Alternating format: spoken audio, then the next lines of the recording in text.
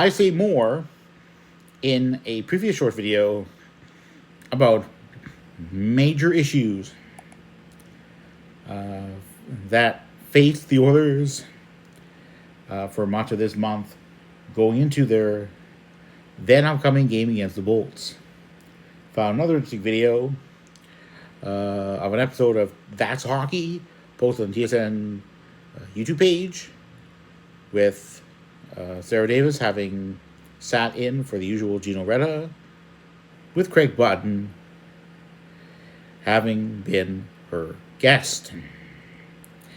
And in terms of the claim from him that the Oilers could not trade their way out of their defensive woes, he's right.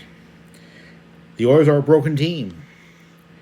On the most recent episode of the Locked On Oilers podcast, part of the Locked On Sports Here podcast, Nick Zararis saying the Oilers have been a badly broken team. Zararis, who also once co-hosted with Jess Belmosto various episodes of the Locked On Flames podcast, also part of the Locked On Sports Here podcast, did the same thing. Oilers are a broken team. There's no ifs, ands, or buts about it.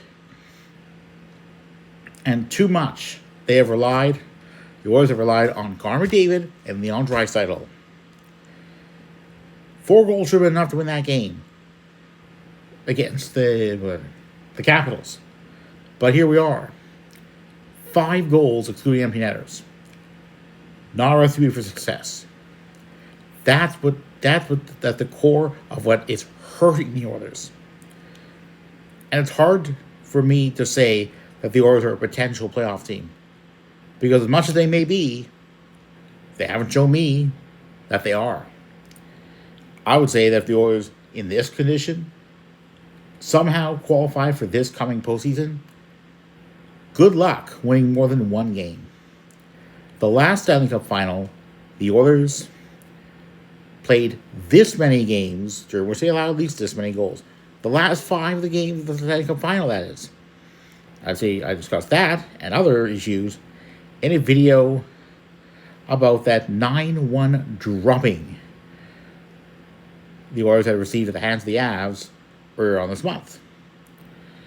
So I'm definitely looking forward to how the Oilers respond to that ugly performance at Capital One Arena. But if I were a betting man, I'll be betting on the Oilers scoring at least this many goals, but allowing at least this many.